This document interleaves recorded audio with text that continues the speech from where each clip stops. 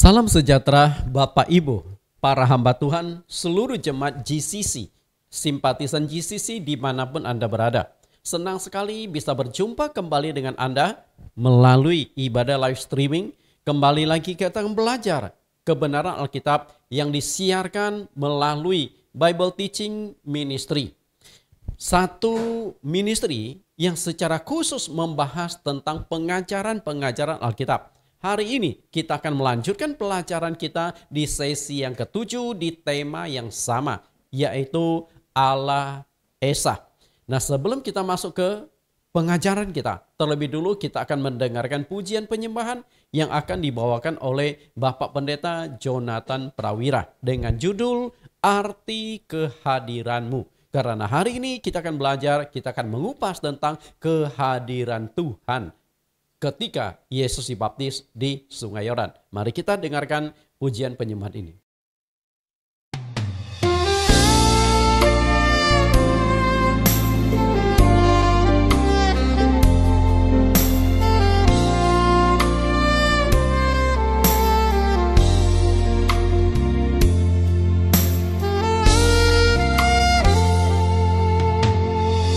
Jalanmu tak terselami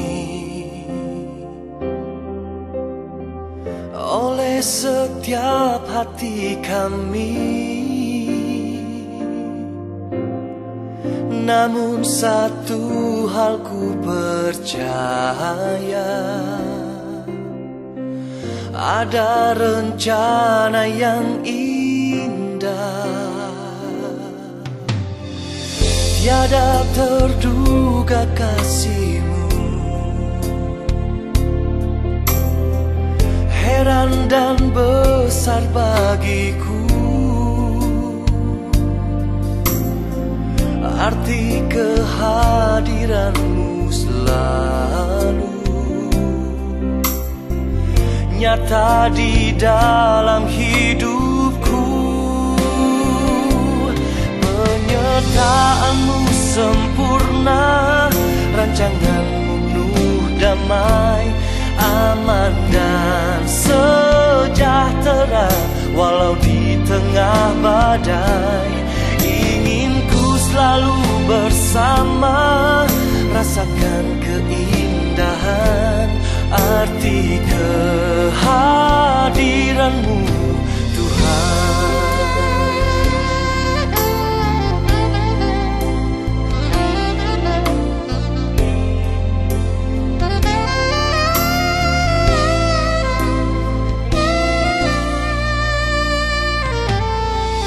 Jalanmu tak terselami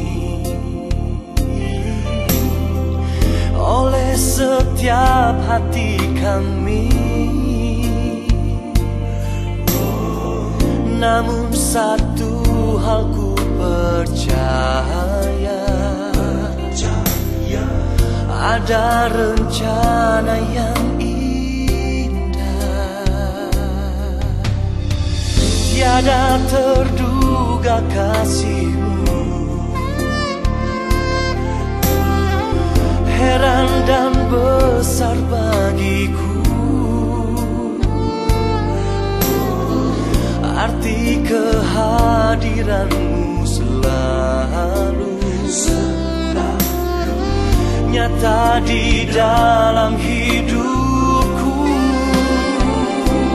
Penyertaan-Mu sempurna, rancangan-Mu penuh damai, aman dan sejahtera walau di tengah badai. Ingin ku selalu bersama, rasakan keindahan arti kehadiran-Mu Tuhan.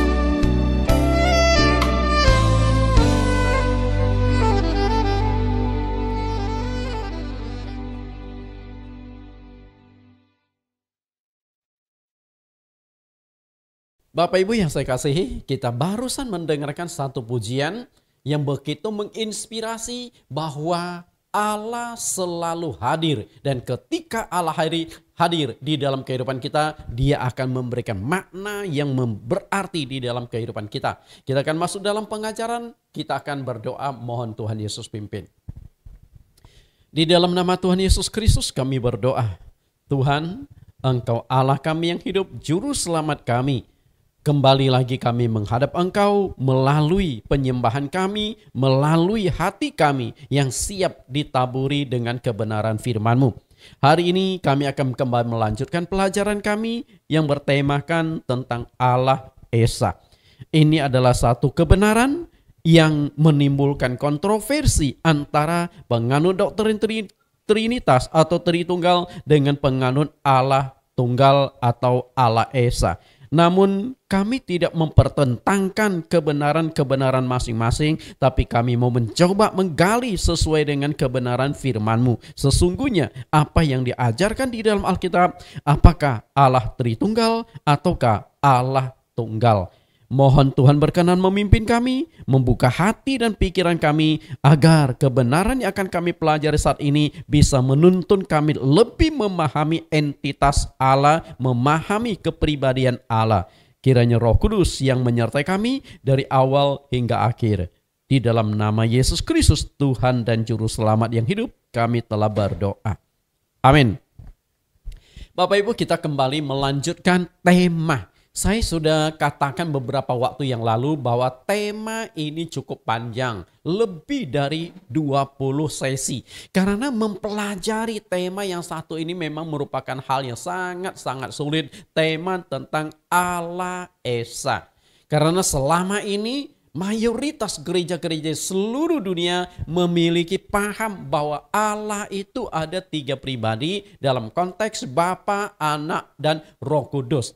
Namun saya akan coba memberikan satu tawaran. Sesungguhnya Allah itu hanya satu pribadi. Lalu bagaimana kita menjelaskan tentang Bapa, Anak, dan Roh Kudus? Karena itulah melalui 20 sesi lebih saya kupas secara mendalam. Karena itu untuk bisa memahami secara keseluruhan, Bapak Ibu harus memahami secara jelas, Bapak Ibu harus mempelajari secara keseluruhan 20 judul lebih ini. Dengan tema yang sama, mengenal pribadi Allah yang Maha Esa. Nah, dari tema yang satu inilah saya kembangkan menjadi 20 judul lebih. Kita lihat judul 1, mengenal Allah dan mengenal dan menyembah Allah yang benar. Pentingnya mengenal Allah yang benar. Allah yang benar adalah Allah yang Maha Esa. Mengenal Allah di Perjanjian Lama dan Perjanjian Baru. 3 fase konsep tentang entitas Allah di Alkitab. Awal mula munculnya konsep Allah Tritunggal. 7 peristiwa munculnya 3 pribadi Allah di Alkitab. Nah, yang akan kita kupas pada hari ini adalah peristiwa munculnya 3 pribadi di Alkitab.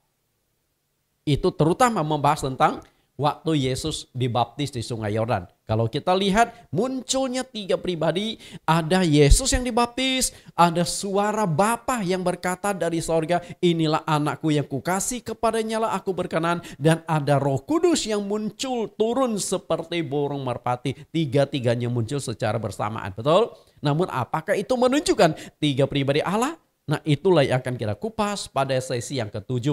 Setelah itu minggu depan ada sesi yang ke-8, Bapa dan Anak dan Roh Kudus. Apakah itu 3 pribadi Allah? Kata kita dalam Kejadian 1:26, Allah sedang berbicara dengan siapa? Lalu yang ke-10, Bapa adalah kiasan dari Yesus Kristus. Nah, selanjutnya di sesi yang ke-11, aku dan Bapa adalah satu. Yesus ada di sebelah kanan Bapa. Allah Tritunggal dari sudut pandang Yesus. Apakah Yahweh itu nama Allah Bapa? Siapakah nama Allah Bapa yang sesungguhnya? Yesus adalah Allah yang inkarnasi menjadi manusia. Yesus Kristus adalah Juru Selamat Tunggal. Yesus adalah Allah yang benar dan layak disembah. Menyembah dalam roh dan kebenaran. Dan judul yang ke-20, aktif di luar kebenaran adalah kesia-siaan. Itulah judul-judul yang akan kita kupas. Oh ya, hari ini kita lanjutkan sesi yang ke-7 dengan judul peristiwa munculnya 3 pribadi Allah di Alkitab. Apakah betul bahwa Allah itu ada 3 pribadi? Kita akan kupas. Kita akan terlebih dulu melihat dasar ayatnya. Sebelum membahas topik ini, terlebih dulu kita harus punya kesamaan konsep yang jelas dulu. Sebenarnya Allah itu apakah tunggal, satu pribadi, ataukah Allah itu Tritunggal, tiga pribadi? Pemahaman demikian itu sangat-sangat penting. Kenapa demikian? Karena pemahaman ini akan membawa kita memahami konsep-konsep tentang Allah itu sendiri. Ketika pemahaman kita itu keliru, maka kita akan membangun satu konsep doktrin yang keliru juga. Mana yang benar? Apakah Allah itu tunggal atau Tritunggal? Itu harus jelas dulu. Lalu kalau tunggal, bagaimana dengan munculnya Bapa, Anak, Roh Kudus ini? Kalau Tritunggal, betulkah Allah itu ada tiga pribadi? Lalu tiga pribadi ini seperti apa? Apakah menyatu ataukah terpisah? Nah, ini kita harus benar-benar menggalinya secara jelas. Bapak Ibu ya saya kasih, agaknya kita perlu melihat kembali atau mengkaji kembali tentang makna atau kata Esa. Tentu masing-masing punya pandangan. Tapi saya mengacu pada Kamus Besar Bahasa Indonesia. Kita akan lihat bagaimana Kamus Besar Bahasa Indonesia menjelaskan tentang Allah itu. Esa itu. Nah, apakah Esa itu mengandung makna jamak ataukah Esa itu mengandung makna tunggal? Karena ini penting sekali. Jadi masalah linguistik, masalah semantik itu sangat-sangat penting untuk kita gali. Karena dari kata demi kata itulah kita akan membangun sebuah konsep kebenaran. Ketika pemahaman tentang kata Esa sendiri keliru, dengan sendirinya konsep yang akan kita bangun di atasnya juga akan menjadi keliru. Kita lihat masalah Esa ini. Esa itu adalah satu. Artinya Allah itu hanya ada satu pribadi. Tentu penekanan bahwa Allah itu hanya ada satu pribadi bukan menurut pendapat saya saja. Tapi tentu kita berdasarkan literatur. Sedangkan penganut Allah Tritunggal, satu sisi mereka mengatakan Esa. Tapi sisi lain mereka mengatakan Esa dalam tiga. Mengapa penganut Tritunggal ini bisa menafsirkan bahwa Allah itu ada tiga pribadi? Padahal Esa itu tidak menekankan bahwa Allah itu ada tiga pribadi. Esa tetap satu.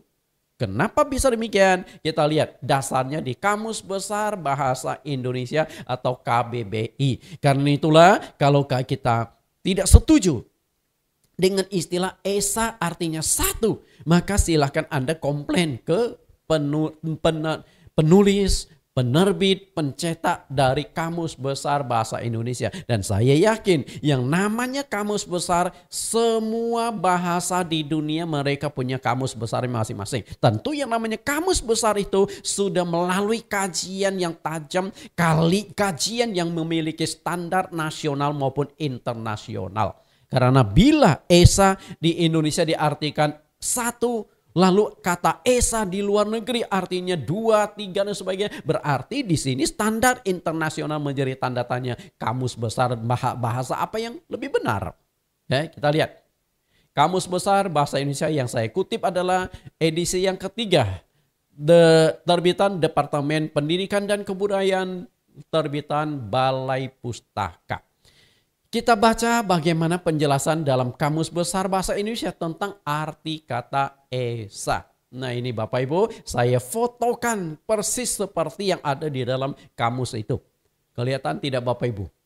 Terlalu kecil tulisannya ya. Oke, kita perbesar supaya kita bisa membacanya. Karena kalau kita lihat terlalu kecil. Oke, yang di dalam kotak ini yang saya buat kelap-kelip kotak persegi panjang ini, kita coba besarkan kalimatnya. Ini dia. Esa. Kata bilangan dari Esa itu adalah tunggal atau satu. Ini kata bilangan. Jadi ketika kita berbicara tentang Allah, berarti kita mau tahu Allah itu satu atau Allah itu tiga. Tapi kata Esa sendiri sudah mengandung makna tunggal. Allah yang tunggal satu-satunya. Kemudian beresaan. Beresaan. Ini adalah berada seorang diri. Beresan itu artinya berada seorang diri. Misalnya saya mungkin lagi ke pantai, lalu duduk santai menikmati pemandang laut. Artinya saya beresaan, saya lagi duduk seorang diri. Kemudian mengesahkan, ini adalah kata kerja atau verb. Mengesahkan artinya menjadikan satu. Mengesahkan, menjadikan satu. Karena itu Tritunggal, apakah mengesahkan Allah atau memang Allah itu esa? Nah, kalau mengesahkan Allah berarti menjadikan Allah jadi satu. Berarti Allah itu terpisah, satu pribadi, dua pribadi, tiga pribadi yang terpisah. Nah, apakah tiga pribadi Allah Tritunggal terpisah? Kemudian mengakui bahwa Tuhan itu hanya ada satu. Artinya mengesahkan. Kemudian kata sifat dari Esa menjadi keesaan, artinya adalah yang satu, tetap mengacu pada Tuhan. Jadi jelas sekali di sini yang namanya Esa itu satu. Kalau dikoneksikan dengan Allah atau Tuhan berarti Tuhan itu satu-satunya. Tidak ada dua pribadi, tidak ada tiga pribadi, tapi hanya ada satu pribadi. Ini Esa menurut konsep bahasa Indonesia. Konsistensi firman Tuhan. Kita lihat bagaimana perjanjian lama dan juga bagaimana perjanjian baru. Karena yang namanya firman Tuhan itu seharusnya konsisten dari perjanjian lama sampai perjanjian baru. Jika perjanjian lama sudah menekankan bahwa Allah itu Esa, seharusnya di perjanjian baru pun sama menekankan bahwa Allah itu Esa. Itu baru disebut konsisten. Yang namanya firman Tuhan mestinya konsisten. Karena Tuhan berkata, ya katakan ya, tidak katakan tidak. Itu adalah satu wujud konsistensi kebenaran Alkitab. Dan faktanya bahwa Alkitab memang konsisten. Di perjanjian lama menekankan bahwa Allah itu Esa. Dan di perjanjian baru juga menekankan bahwa Allah itu Esa. Nah, berikut ini kita coba lihat ayat-ayat yang menekankan bahwa Allah itu Esa baik di perjanjian lama maupun perjanjian baru. Sebenarnya ini sudah pernah saya munculkan di sesi-sesi sebelumnya, tapi kita lihat sekilas saja.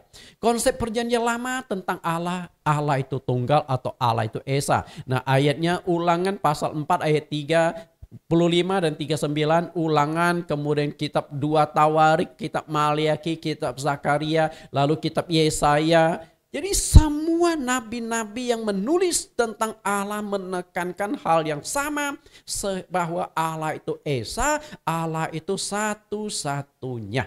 Sama seperti kamus bahasa Indonesia, satu-satunya, tidak ada yang kedua. Berarti Allah itu pribadinya hanya satu, nggak ada pribadinya dua. Lalu bagaimana dengan perjanjian baru? Setelah ada Bapa, Anak, Roh Kudus dimunculkan. Kalau di perjanjian lama mungkin hanya dimunculkan Allah atau Allah Bapa, Anak dan Roh Kudus belum muncul di perjanjian baru karena di perjanjian lama, karena Yesus belum lahir di perjanjian lama dan Roh Kudus pun belum dicurahkan di perjanjian lama. Karena di dalam kitab Yoel pasal 2 ayat 28-29 baru dinubuatkan bahwa pada hari-hari terakhir aku akan mencurahkan Rohku dan itu digenapi pada hari Pentakosta, Roh Kudus dicurahkan. Nah, masalahnya setelah masuk ke perjanjian baru otomatis sudah ada dua lagi.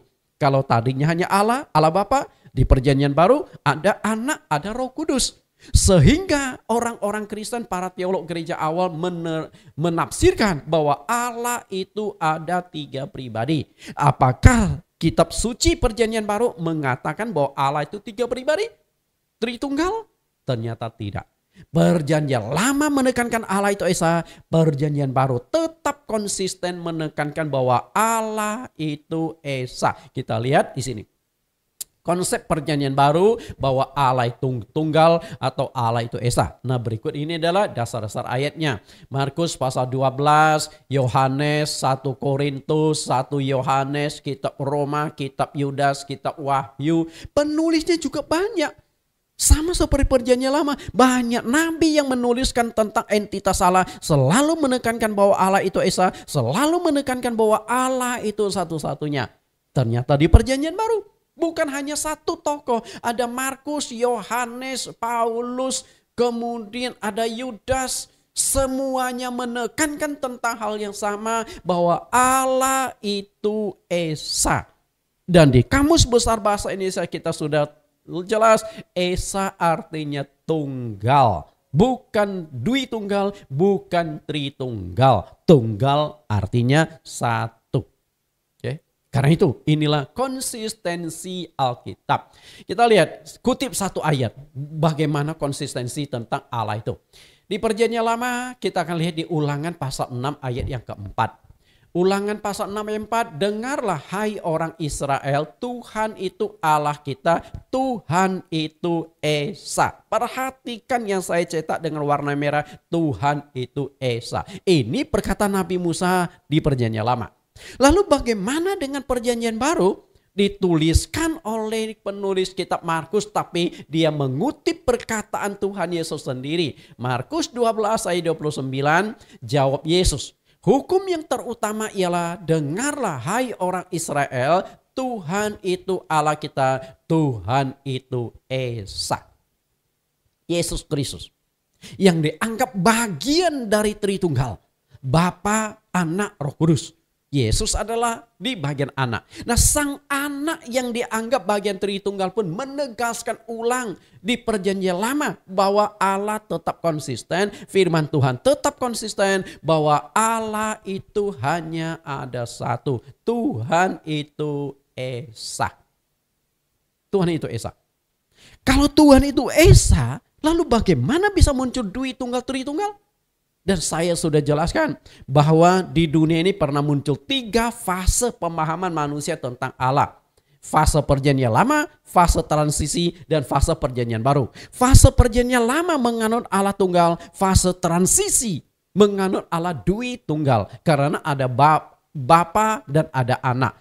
Waktu Yesus hidup, Roh Kudus itu belum dinyatakan secara jelas. Karena setelah Yesus terangkat ke surga, baru Roh Kudus diturunkan. Sehingga setelah masuk ke Perjanjian Baru, sudah ada 3. Ada Bapa, Anak, dan Roh Kudus. Maka muncullah fase yang ketiga dengan konsep Tritunggal.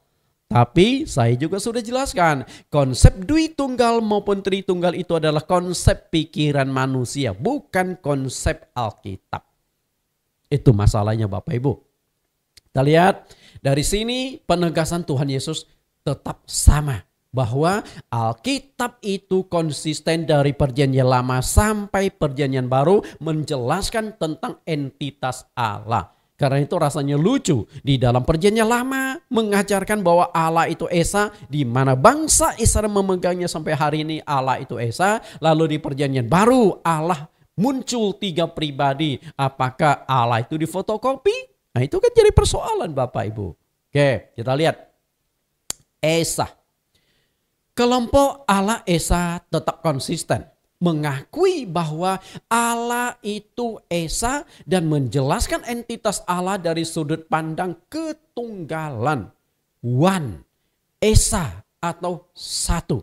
Maka penganut Allah Esa atau Allah satu-satunya itu disebut oneness. Walaupun saya bukan seorang oneness yang sesungguhnya. Dalam konteks saya pelajari penjelasan tentang oneness, saya dengan apa yang dijelaskan oleh oneness masih ada perbedaan-perbedaan. Sehingga saya tidak menganggap saya ini adalah bagian dari doktrin oneness. Saya selalu menekankan Esa, Allah Esa. Karena itu yang ada di Alkitab, Allah Esa. Sedangkan kelompok Tritunggal itu menurut saya tidak konsekuen atau tidak konsisten. Kenapa bisa demikian? Karena mereka mengakui Allah itu Esa, tetapi dalam menjelaskan Allah Esa itu mereka jelaskan dari sudut pandang jamak, tri atau Tritunggal. Ini kan jadi jamak Bapak Ibu. Yang namanya tri, kita mau debat gimana pun itu jamak lebih dari satu. Maka mereka percaya bahwa memang Allah itu ada 3 pribadi, Tritunggal. Bapak Ibu, Allah Esa dan Allah Tritunggal. Ini dua konsep doktrin yang berhadap-hadapan. Padahal kitab sucinya itu sama. Jika kitab sucinya berbeda, memunculkan dua doktrin yang berbeda, dua paham yang berbeda, wajar. Sangat-sangat wajar. Tapi ketika kitab sucinya sama, lalu memunculkan dua doktrin yang berbeda, Allah Esa dengan Allah Tritunggal, menurut saya tidak wajar. Karena Alkitab nggak mungkin mengandung multi kebenaran. Allah Esa, oh Anda benar. Allah Tritunggal, Anda juga benar. Nggak bisa begitu. Harus salah satunya. Walaupun kelihatannya mendekati. Memang sama-sama ada dasar Alkitabnya. Tapi kita harus tahu bahwa ketika iblis melakukan manipulasi penyesatan, iblis juga menggunakan ayat-ayat kitab suci. Walaupun penganut doktrin Allah Esa dan Allah Tritunggal kelihatannya sama-sama memiliki dasar ayat Alkitab sebagai pegangannya. Namun satu hal yang perlu kita renungkan secara mendalam adalah apakah Alkitab mengandung multi kebenaran? Itu persoalannya. Apakah mengandung multi kebenaran? Artinya yang Allah Esa benar karena dasar ayatnya begini-begini. Yang menganut Allah Tritunggal juga benar karena dasar ayat ini. Apakah begitu? Ketika Alkitab sudah mengandung multi kebenaran, maka akan mengalami seluruh kekacauan di dalam doktrin. Maka tidak heran agama Kristen pecah menjadi berbagai macam doktrin, berbagai macam sinode yang berbeda-beda.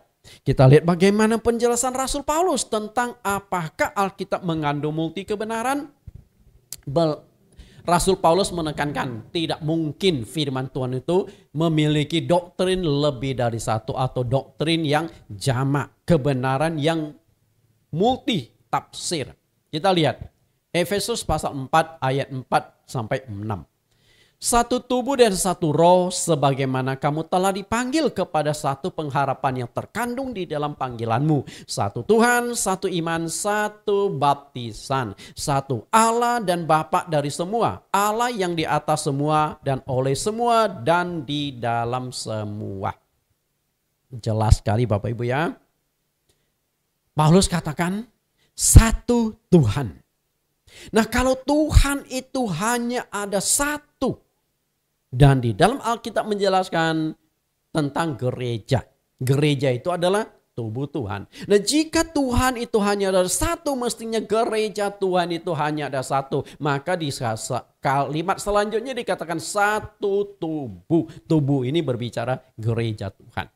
Masalah sekarang adalah apakah gereja-gereja Tuhan di seluruh dunia masih satu tubuh? Sudah tidak.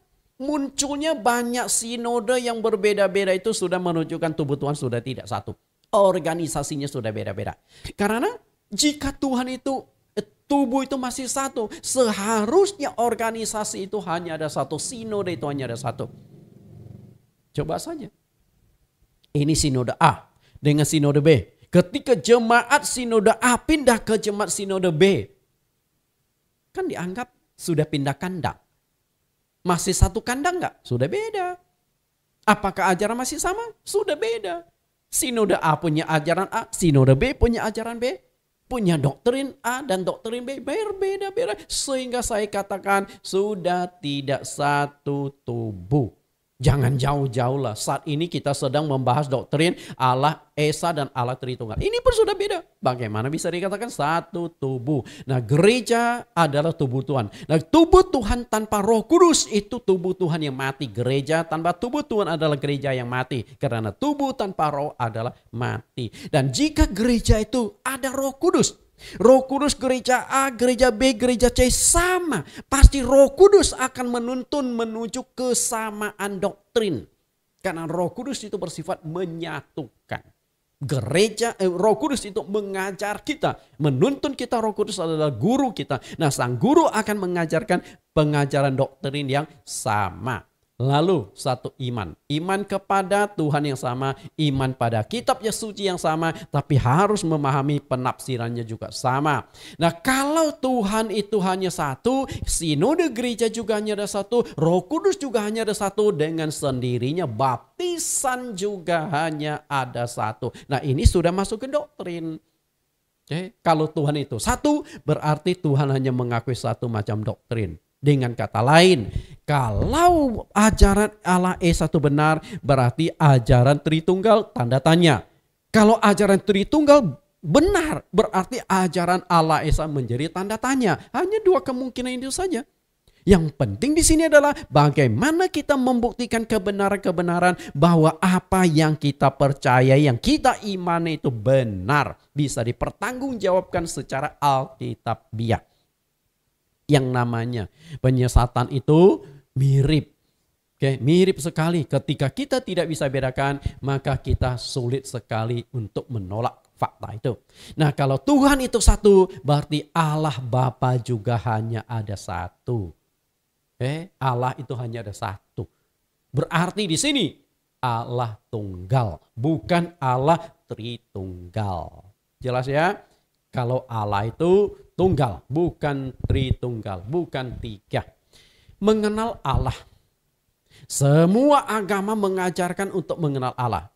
Sama juga, semua gereja mengajarkan untuk mengenal Allah. Maka mulailah mengenal Allah. Tapi sayangnya ketika mengenal Allah, khususnya di agama Kristen, lalu muncullah ada Allah Esa dan Allah Tritunggal. Allah Tunggal dan Allah Tritunggal. Mana yang benar? Dan masing-masing berusaha mempertahankan argumentasinya. Sehingga kita juga terutama jemaat yang awam dibuat di dalam kebingungan. Mana yang benar? Allah Tunggal atau Allah Tritunggal? Kalau Tritunggal mungkin tidak begitu terkenal ya. Jarang gereja ada yang menganut doktrin Tritunggal itu. Tapi Tritunggal dan Allah Tunggal itu sangat-sangat banyak. Terutama Tritunggal lah. Namun ada beberapa ayat di Alkitab yang sulit dijelaskan tentang hubungan antara Bapa, Anak, dan Roh Kudus. Karena di dalam kasus-kasus tersebut kadang-kadang ketiganya muncul secara bersamaan.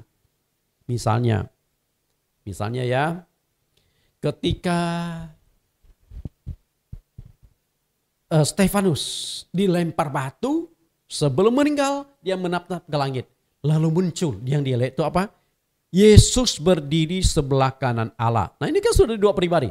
Ada Allah dan ada Yesus. Nah bagaimana Anda menjelaskan? Di sini kan Tritunggal. Yang dilihat di sorga Tritunggal. Karena tidak melihat Roh Kudus. Kenapa demikian? Karena Roh Kudus itu hanya difungsikan di dunia. Maka Rasul Paulus katakan di 1 Korintus 13 ayat 13, iman, pengharapan, dan kasih. Dan yang paling besar di antaranya itu adalah kasih. Iman dan pengharapan itu hanya dibutuhkan di dunia. Di sorga iman dan pengharapan sudah tidak dibutuhkan karena sudah tercapai. Sama juga Roh Kudus. Roh Kudus itu kita butuhkan sewaktu kita masih di dunia karena Roh Kudus menyertai, memimpin, bersaksi. Fungsi Roh Kudus itu paling tidak ada 30 fungsi setelah saya gali secara mendalam. Tapi kalau sudah sampai di sorga, apakah Roh Kudus itu masih dibutuhkan atau masih ada? Itu Roh Kudus itu rohnya Tuhan Yesus sendiri. Otomatis di sorga Roh Kudus sudah nggak ada, tapi wujud yang nyatanya adalah Yesus Kristus. Bapak Ibu yang saya kasih di dalam Tuhan, kita lihat, ada kasus Matius 3 ayat 13 sampai 17 tentang Yesus dibaptis. Ada penampakan di atas gunung. Ketika Yesus mengajak 3 muridnya, Petrus, Yakobus, Yohanes naik ke sebuah gunung yang tinggi. Saat itu muncul penampakan, muncullah Musa dan Elia. Kemudian dari awan terdengar suara, inilah anakku yang kukasih kepadanya lah aku berkenan, dengarkanlah dia. Nah yang bicara itu siapa? Jelas kita penganut Tritunggal akan mengatakan yang bicara itu Bapa. Sedangkan anak saat itu bersama dengan Musa dan Elia. Kan sudah dua pribadi. Tapi hati-hati. Dua pribadi kelihatan berbeda dan terpisah loh. Lalu Kisah Rasul 7 ayat 55 sampai 60. Yang tadi saya katakan Stefanus melihat penglihatan di sorga. Yesus berdiri sebelah kanan Allah. Tapi karena penjelasannya sangat panjang, maka hari ini saya akan secara spesifik saja mengupas tentang Matius pasal 3 ayat 13 sampai 17. Waktu Yesus dibaptis muncul 3 pribadi itu kelihatannya. Kita lihat. Peristiwa munculnya 3 pribadi Allah waktu Yesus dibaptis di Sungai Yordan yang dicatatkan di Matius pasal 3 ayat 13 sampai ayat yang ke-17. Saya akan bacakan ayat ini. Ayat ini tapi tidak keseluruhan. Kita hanya baca 16-17 saja karena intisarinya ada di sini. Ayat 16. Sesudah dibaptis, Yesus segera keluar dari air dan pada waktu itu juga langit terbuka dan ia melihat Roh Allah seperti burung merpati turun ke atasnya. Lalu terdengarlah suara dari sorga yang mengatakan, inilah anakku yang kukasihi, kepadanyalah aku berkenan. Bapak Ibu nangkap gak? Perhatikan dengan baik-baik. Sangat jelas di sini ada 3 pribadi yang muncul secara bersamaan. Ada Yesus, anak yang saat itu dibaptis di Sungai Yordan oleh Yohanes Pembaptis. Tapi apakah hanya Yesus yang hadir saat itu? Enggak. Yang kedua adalah Roh Allah. Roh Allah dalam wujud burung merpati turun. Dalam wujud seekor burung merpati itu Roh Allah. Dan satu lagi adalah suara yang muncul dari sorga yang mengatakan, inilah anakku yang kukasihi, kepadanyalah aku berkenan. Coba dengarkan baik-baik Bapak Ibu, di sini 3 muncul. Ada Bapa, ada Anak, ada Roh Kudus. Roh Kudus itu adalah Roh Allah. Tapi perhatikan Roh Allah. Lalu yang berbicara di sorga Allah. Berarti Roh Allah dengan Allah apa bedanya? Allah itu roh. Nah jadi sini kekacauan blunder jadinya. Nah sehingga siapakah ketiganya ini? Bapak Ibu perhatikan gambar ini. Yang dibaptis itu adalah anak atau Yesus. Sedangkan dari sorga yang langit terbuka itu muncul suatu suara. Inilah anakku yang kukasihi, kepadanyalah aku berkenan. Pertanyaan saya adalah yang bicara itu siapa?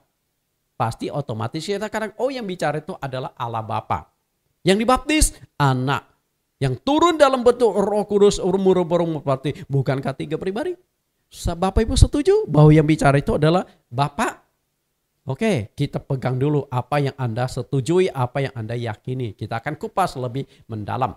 Yesus, Roh Kudus, dan suara dari sorga. 3-tiganya itu ada. Ada 3 pribadi yang muncul di tempat ini. Kelihatannya bagi penganut doktrin Tritunggal tentu dengan spontan dan tanpa pikir panjang mereka akan mengatakan bahwa itulah 3 pribadi Allah.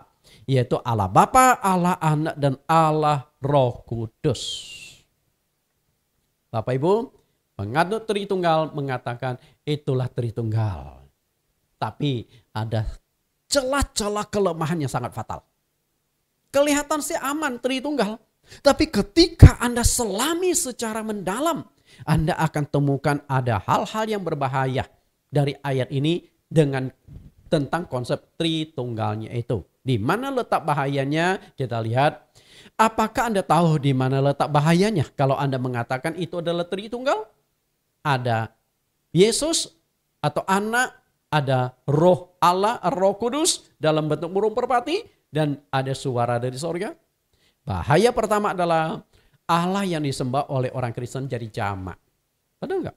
3. Di sini ada 3 pribadi. Yesus, Roh Allah, Roh Kudus, dan Allah Bapa. 3 pribadi. Berarti orang Kristen bukan menyembah Allah Esa lagi. Bukan menyembah Allah Tunggal lagi. Tapi menyembah Allah jamak. Hati-hati dengan konsep doktrin ini. Lalu yang kedua adalah ketiga Allah jamak ini terpisah satu dengan yang lain. Betul nggak? Yang dibaptis jelas sekali Yesus. Lalu Roh Kudus turun dalam bentuk burung merpati juga terpisah. Terpisah dengan Yesus. Karena turun dari sorga. Lalu ada satu suara yang mengatakan inilah anakku yang kukasihi. Ini adalah Allah. Berarti Allah, Roh Kudus, dan Yesus 3 pribadi yang berbeda, 3 pribadi yang terpisah. Ketika kita jelaskan demikian, bukankah bermasalah sekali dengan doktrin agama Kristen? Berarti agama Kristen bukan penyembah Allah tunggal, tapi penyembah Allah tunggal dan 3 pribadi Allah itu terpisah satu dengan yang lain. Betul nggak? Coba renungkan, betul nggak? Satu sisi kita mengatakan Allah Esa. Maka penganut Allah Esa berulang kali saya tanya, Allah Esa 3 pribadi dalam kesatuan atau terpisah? Selalu mereka mengatakan Allah Esa itu satu pribadi dalam kesatuan. Bapa, Anak, Roh Kudus dalam satu kesatuan, tapi tiga pribadi. Boleh dikatakan satu penjelasan yang sulit sekali untuk kita analisa dengan pikiran kita. Bagaimana menjelaskan peristiwa ketika Yesus dibaptis di Sungai Yordan? Karena dalam ayat itu jelas sekali kelihatan seakan-akan ada tiga pribadi yang muncul secara bersamaan. Bapak Ibu yang saya kasih, untuk memahami peristiwa Yesus dibaptis, ketika Allah yang berkata, inilah anakku yang kukasihi, lalu Roh Kudus turun seperti burung merpati, kemudian Yesus yang dibaptis, Anda harus memahami dulu konsep paling dasarnya, kuncinya adalah Allah itu roh. Itu harus kita pegang dulu, Allah itu roh. Yohanes 4 ayat yang ke-24. Untuk memecahkan kebuntuan ini, untuk memahami tiga pribadi yang muncul secara bersamaan waktu Yesus dibaptis, kita harus pahami dulu Allah itu roh. Kita lihat dulu dasar ayatnya, Allah itu roh. Yohanes 4 ayat 24. Allah itu roh, dan barang siapa menyembah dia harus menyembahnya dalam roh dan kebenaran. Allah itu roh. Dan ketika menyembah dia harus menyembahnya dalam roh. Berarti Allah tidak boleh diwujudkan dalam bentuk materi. Allah tidak boleh dihitung berdasarkan materi. 1, 2, 3 itu sudah mengarah pada bilangan, noun, angka. Berarti Allah nggak bisa diterapkan begitu. 1, 2, 3, 1, 2, 3. Atau tritunggal, nggak bisa. Karena Allah itu roh. Nah kalau roh, Anda bisa hitung nggak roh itu seperti apa? Nggak bisa. Betul? Kita lihat. Allah itu roh. Di dalam roh Allah itu ada pribadi. Karena Allah itu roh yang hidup. Sehingga punya kehendak, keinginan, belas kasih, emosi, dan lain sebagainya. Maka walaupun Allah itu roh, Allah itu hidup. Nah kalau dia hidup berarti punya kemampuan atau punya kehendak. Itulah roh. Kalau Allah itu roh tapi tidak ada kehidupan, maka itu menjadi angin. Angin kan hidup kelihatan, tapi nggak punya kehidupan. Angin bisa bergerak. Angin punya kekuatan, bisa menerbangkan pohon, bisa ketika angin yang dahsyat, angin topan puting beliung, satu pohon bisa dicabut, rumah bisa dihancurkan. Betul? Ada kekuatan, hidup, kelihatan, tapi tidak ada kehidupan. Dengan kata lain, kalau Allah itu roh tapi Allah tidak punya kepribadian, maka Allah itu adalah angin. Itu hati-hati penjelasannya. Nah kalau Allah itu bukan angin berarti Allah itu pribadi, maka dalam pribadi itu punya kehendak, punya keinginan, punya emosi dan lain sebagainya. Itulah Allah. Namun pribadi yang ada di dalam roh itu tidak terbatas. Bukan tiga atau tritunggal. Okay? Karena roh itu tidak terbatas, maka roh itu tidak bisa dihitung. Jadi bagaimana kita hitung roh itu? Bagaimana kita hitung angin itu? Keunikan dari roh Allah adalah pertama, tidak dibatasi oleh ruang. Roh Allah tidak dibatasi oleh ruang. Sama seperti iblis. Juga tidak bisa dibatasi oleh ruang. Dia bisa keluar masuk tubuh kita, dia bisa masuk ke dalam tubuh kita sehingga orang kerasukan setan. Roh Allah pun sama. Kemudian Anda boleh saja membuat satu kaca, ruang kaca yang tidak bisa tembus, bahkan Anda bisa membuat ruang kaca itu rapat sampai debu pun tidak bisa masuk. Tapi roh Allah bisa masuk. Iblis juga bisa masuk.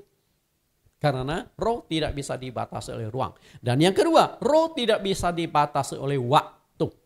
Dalam waktu yang sama, dia bisa di sini, bisa juga di sana. Bisa di mana-mana. Dalam waktu yang sama, dia bisa ada di mana-mana. Nah, karena tidak dibatasi ruang dan tidak dibatasi waktu, berarti tidak bisa dihitung.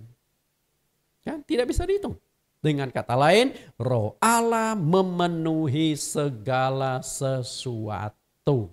Karena itulah Tuhan Yesus pernah menjelaskan tentang roh dengan perbandingan angin. Dalam konteks tertentu ya. Tadi saya sudah jelaskan bahwa kalau roh tanpa kehidupan maka itu menjadi angin. Nah, angin tidak ada kehidupan. Tapi dalam sifat atau karakteristiknya roh dengan angin itu sama. Ada di mana-mana. Misalnya angin atau udara itu memenuhi alam semesta. Tapi Anda bisa membatasi angin itu. Anda tiup satu balon. Angin kan sudah terkunci. Di dalam balon dengan di luar balon. Di luar balon tuh angin utamanya, angin terbesar. Di dalam balon sudah dibatasi. Jika saya tiup 10 balon, berarti kan sudah ada 10 angin di dalam angin yang besar ini. Itu memang sulit sekali menjelaskan, sehingga Tuhan Yesus memberikan perbandingan antara angin dengan roh. Karena roh Allah itu tidak terbatas, tidak bisa dihitung, tidak dibatasi oleh ruang dan tidak dibatasi oleh waktu. Berarti roh Allah itu ada di mana-mana. Ada di mana-mana. Lihat penjelasan Raja Daud di dalam kitab Mazmur. Bagaimana entitas Allah, apakah Allah itu hanya satu, apakah Allah dibatasi? Karena ketika kita mengatakan Tritunggal, kita membatasi Allah dalam 3 pribadi itu. Sudah terbatas, padahal tidak demikian. Kita lihat penjelasan Raja Daud.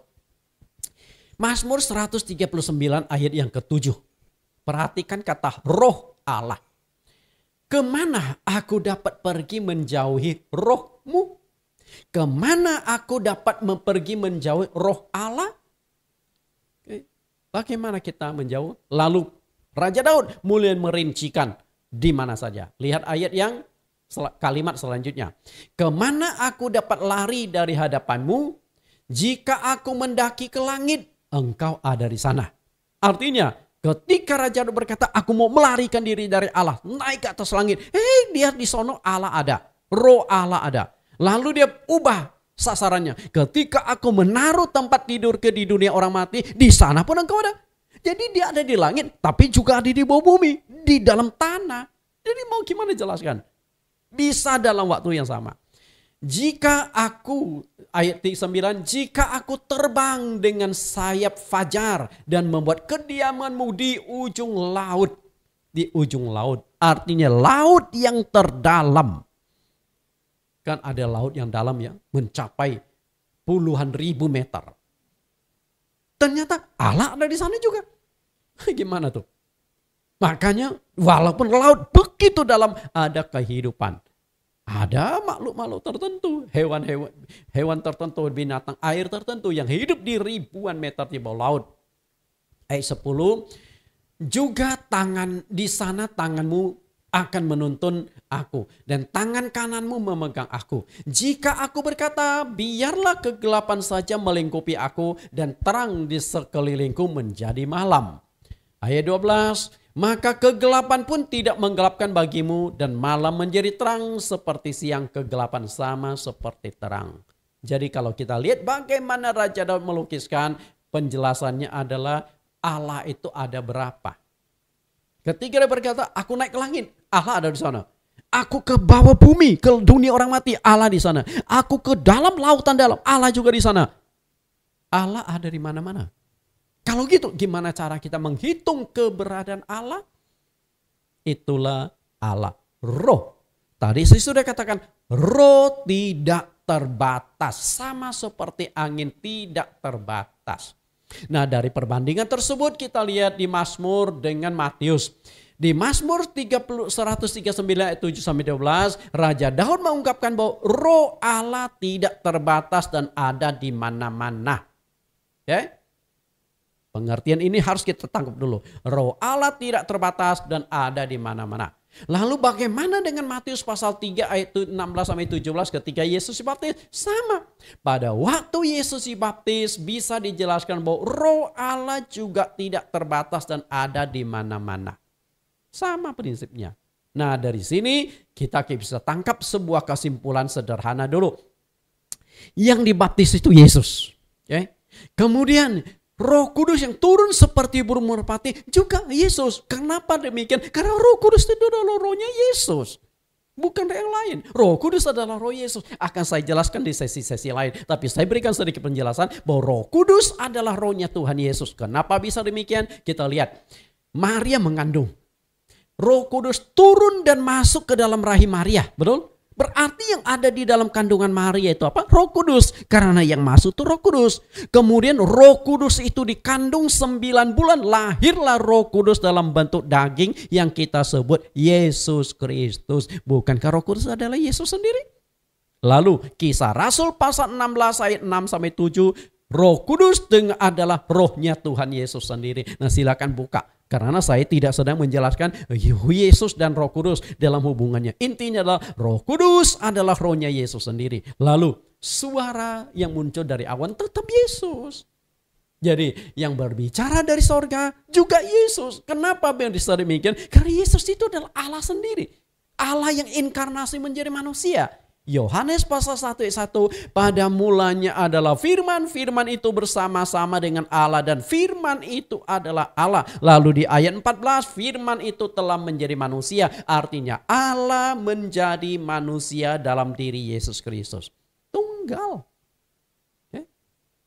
Yang dibaptis Yesus, yang turun dalam wujud Roh Kudus Yesus, roh Yesus itu Roh Kudus. Dan suara yang muncul dari dalam sorga juga suara Yesus. Karena kita harus memahaminya dari kitab Mazmur 139 ayat 7-12. Roh Allah tidak terbatas. Okay. Allah adalah roh yang memenuhi alam semesta ini. Kita lihat memenuhi alam semesta. Perhatikan apa yang dikatakan oleh Tuhan melalui Nabi Yeremia. Yeremia 23 ayat 23-24. Masakan aku ini hanya Allah yang dari dekat? Demikianlah firman Tuhan. Bukankah Allah yang dari jauh? Artinya Allah yang dari dekat ada di sini. Allah yang dari jauh ada di mana-mana. Tergantung Anda mau ngomong berapa jauh, dia ada di sana. Di Papua ada di Papua. Di Sabang Allah ada di Sabang. Di Maroke Allah ada di Maroke. Di Singapura Allah ada di Singapura. Di Amerika Allah ada di Amerika. Di Atlantik, di kutub utara atau kutub selatan Allah juga ada di sana. Artinya memenuhi segala sesuatu. Ada di mana-mana. Ayat 24. Sekiranya ada seorang menyembunyikan diri dalam tempat persembunyian. Bersembunyi. Yang tidak terjangkau oleh manusia. Masakan aku tidak melihat dia? Artinya dia mengawasi seluruh muka bumi, seluruh alam semesta malahan. Demikianlah firman Tuhan. Tidakkah aku memenuhi langit dan bumi?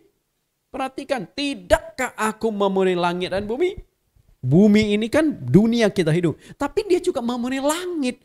Karena di atas bumi kita ada langit, ada. Nanti kita akan ketemu Bima Sakti. Berapa triliun bintang-bintang planet yang ada di alam semesta ini? Tidak terhitung, tapi Allah melihat semuanya. Berapa besar Allah itu? Tidak terbatas, tidak terhitung.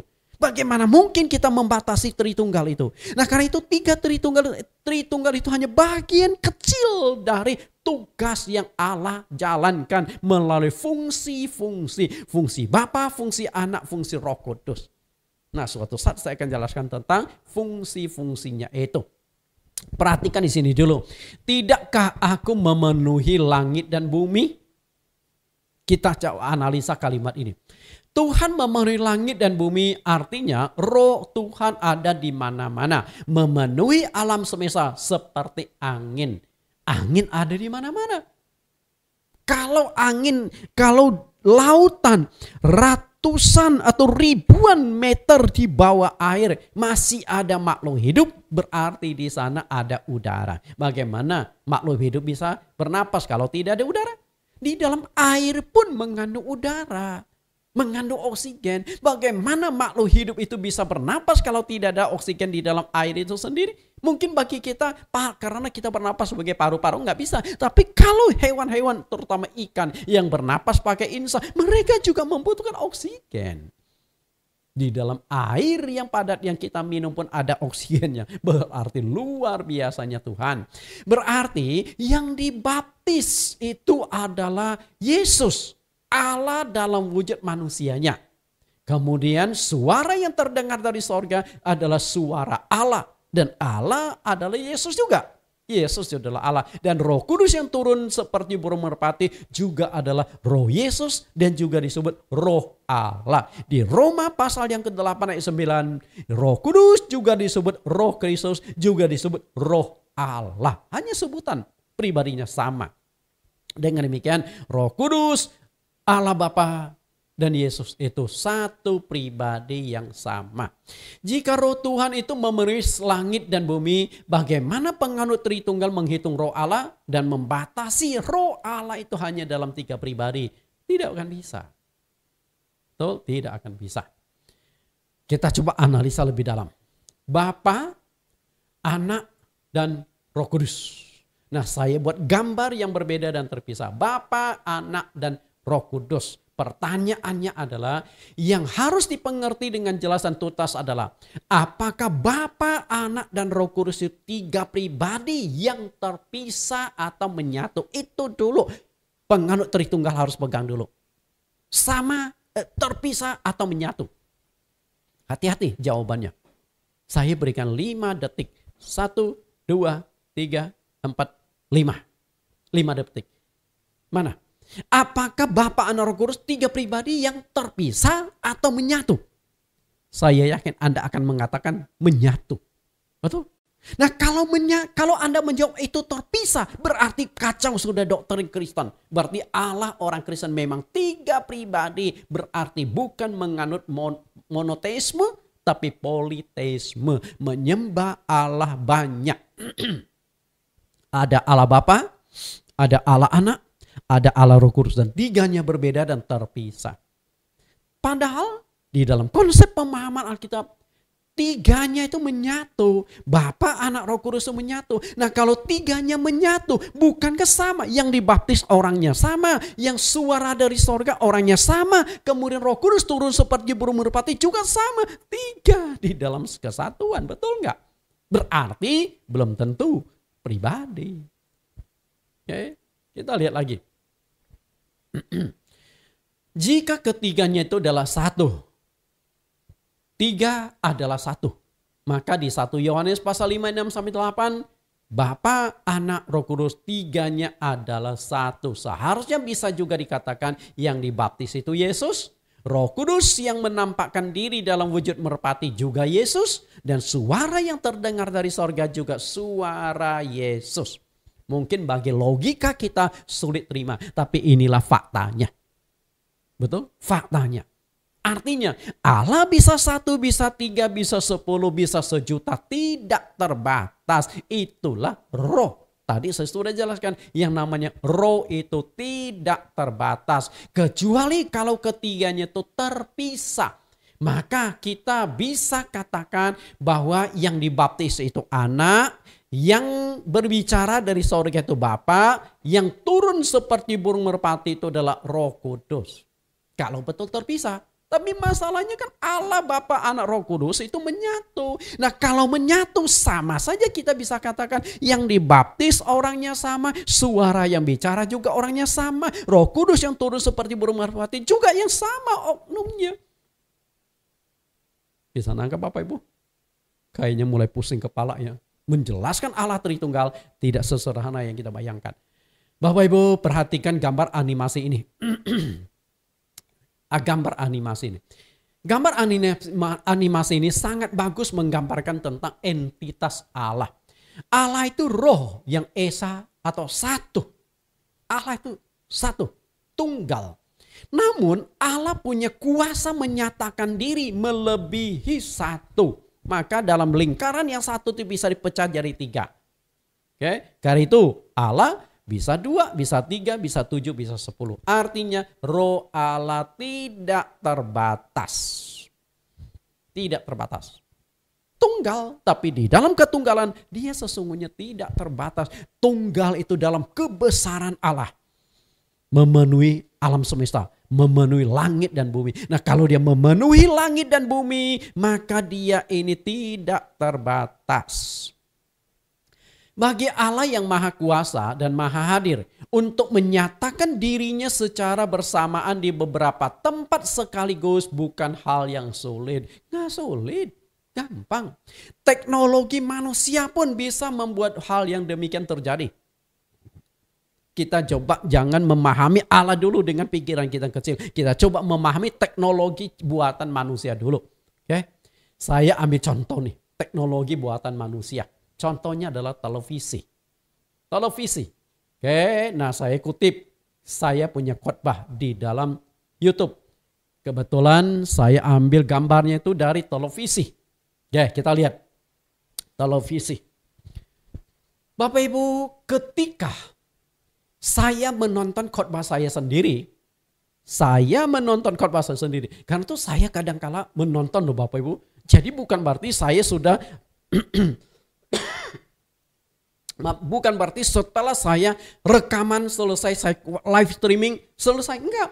Kadang-kala saya suka dengarkan kembali khotbah-khotbah saya sendiri. Untuk apa? Sebagai evaluasi, sebagai koreksi. Dan kadang-kadang ketika saya nonton khotbah saya sendiri, iman saya itu bangun loh. Padahal yang khotbah itu saya sendiri. Memang rasanya aneh Bapak Ibu. Nah, Nathan itu ada berapa? Bapak Ibu, Nathan ada berapa? Nathan ada 2, betul? Satu yang ada, yang asli nih. Satu lagi di dalam layar televisi. Sama nggak orangnya? Sama. Anda tidak bisa katakan beda. Nah jika beda, seharusnya Ahok itu nggak masuk penjara. Kenapa demikian? Karena ketika Ahok menyinggung tentang satu ayat kitab suci agama Muslim, lalu dimanipulasi, dipelintar-pelintir. Padahal Ahok kan berbicara dalam video. Sudah lama videonya. Tapi kenapa masih dikasuskan? Karena yang di dalam video itu mewakili Ahok sendiri. Satu kesatuan. Oke, lalu. Jika yang menonton khotbah Nathan itu ada 5 orang.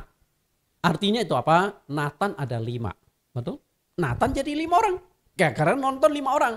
Dan ada di 5 layar televisi. Di 5 tempat yang berbeda.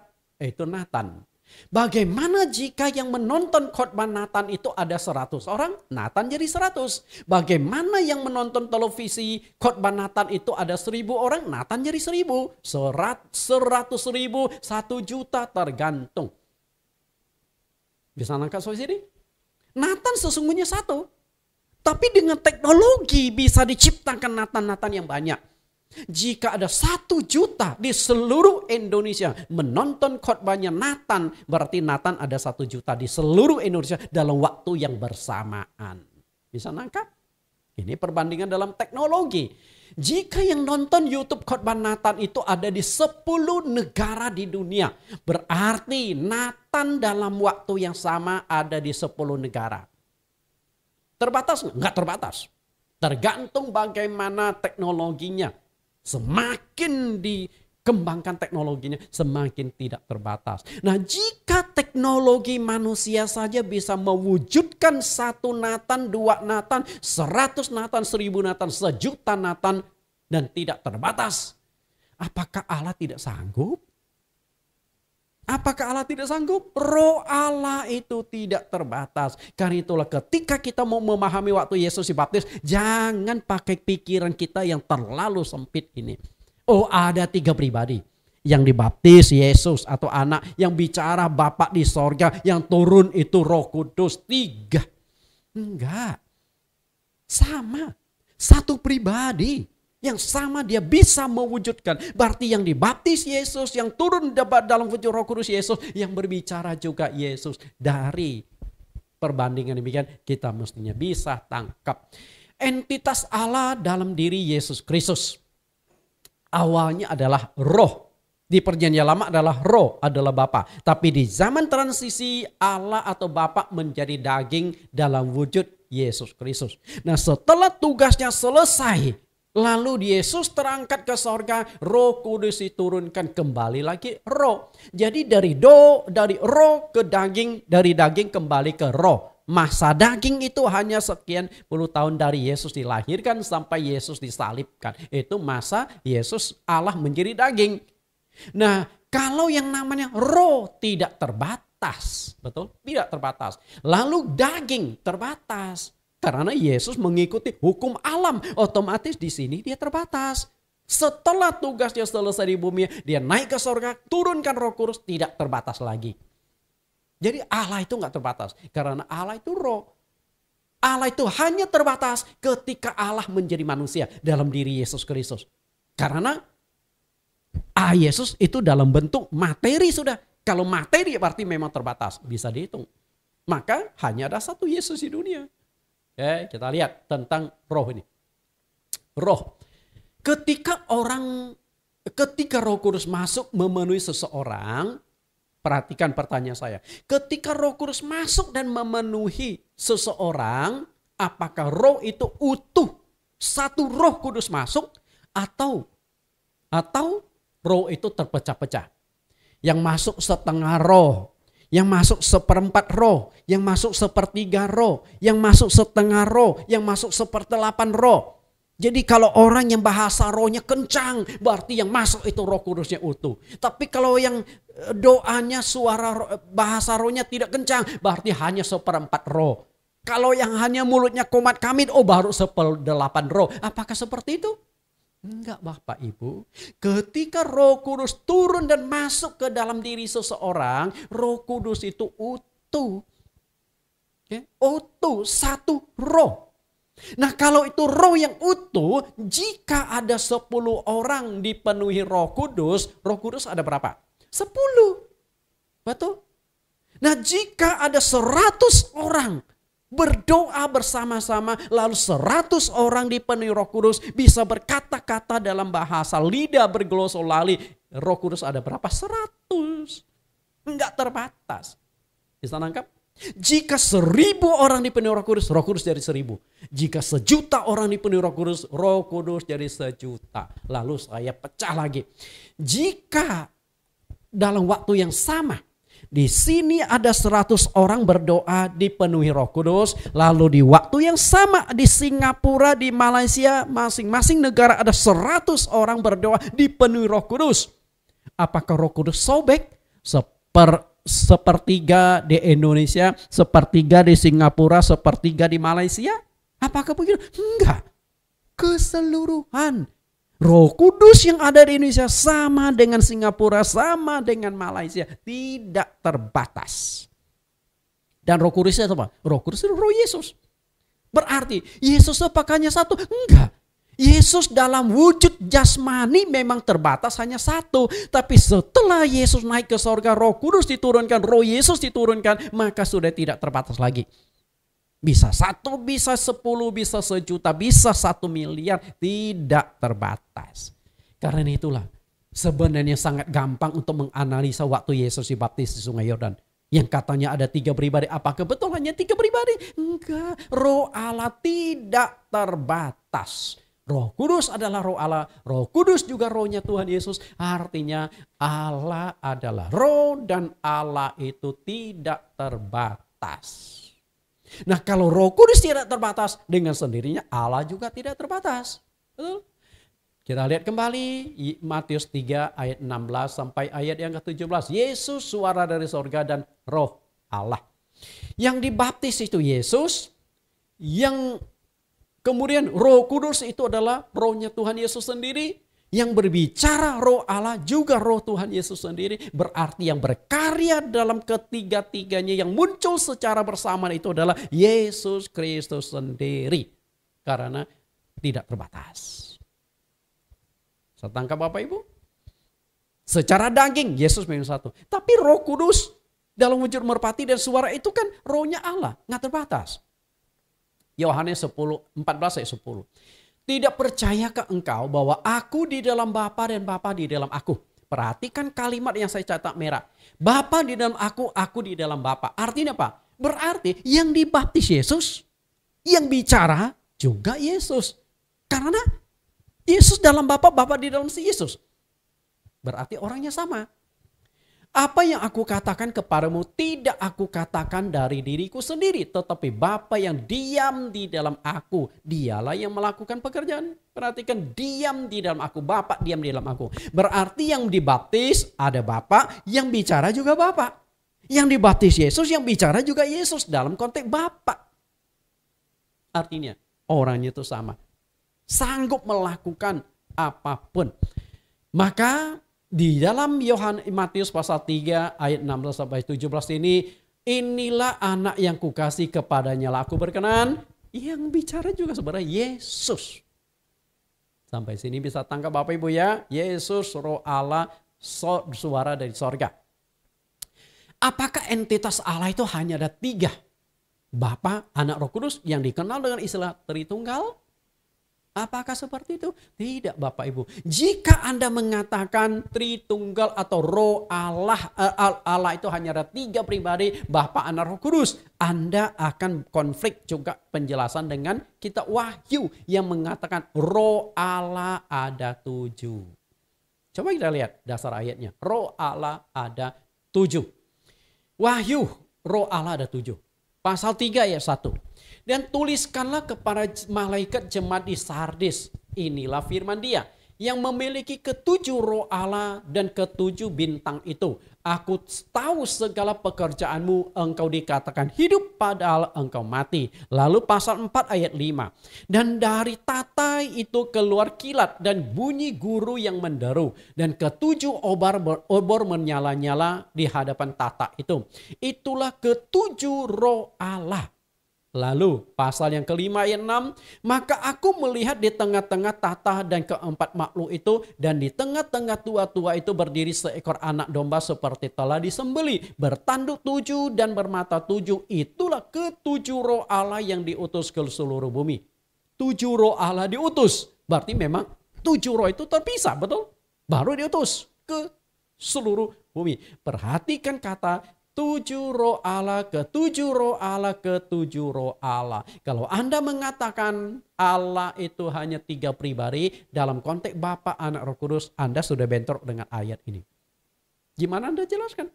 Karena itulah dari awal saya sudah katakan Allah itu roh dan Allah itu nggak terbatas. Dia satu, dia bisa 3, bisa 1000, bisa 1.000.000. Suka-sukanya Tuhan. Okay? Suka-sukanya Tuhan.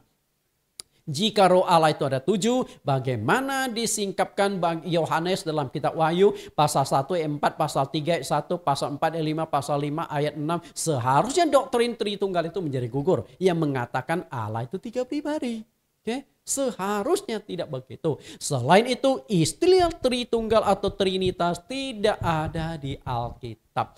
Istilah Tritunggal justru diambil dari agama-agama pagan. Agama-agama penyembah berhala sebelum munculnya agama Kristen.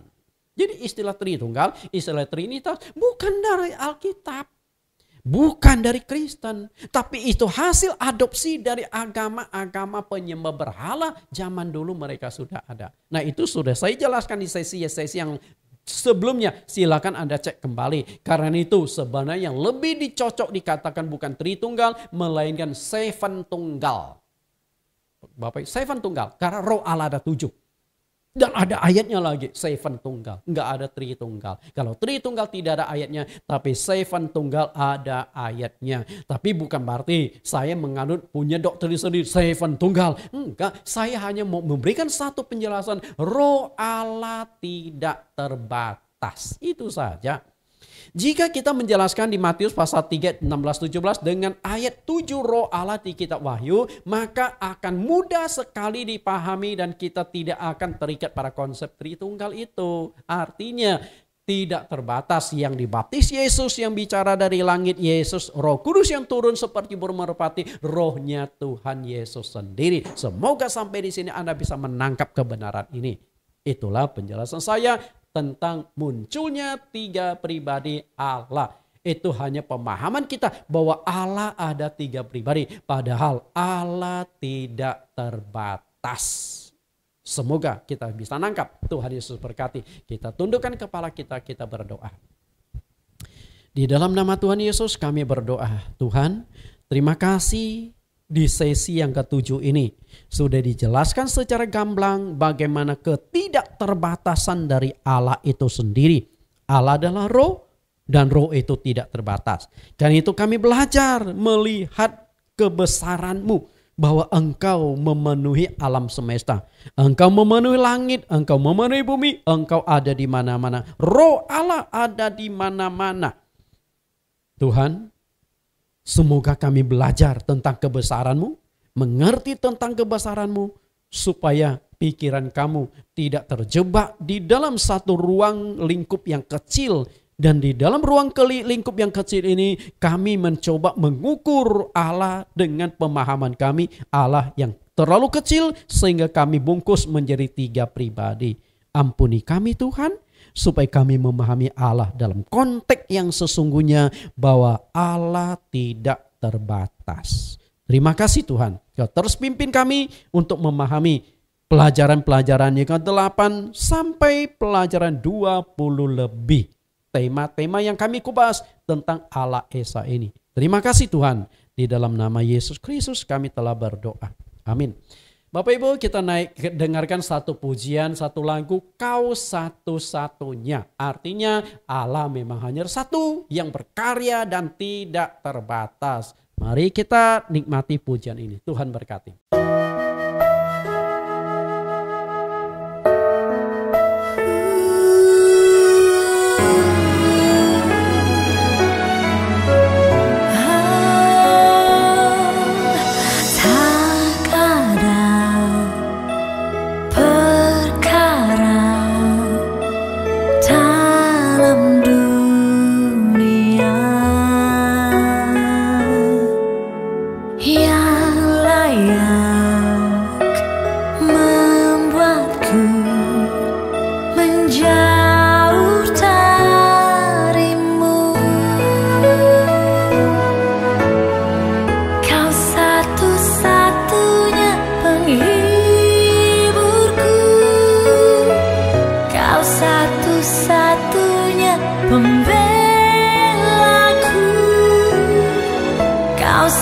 Satu-satunya penolong yang sungguh, Yesus kekasih hatiku.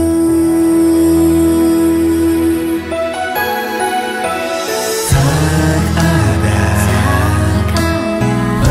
perkara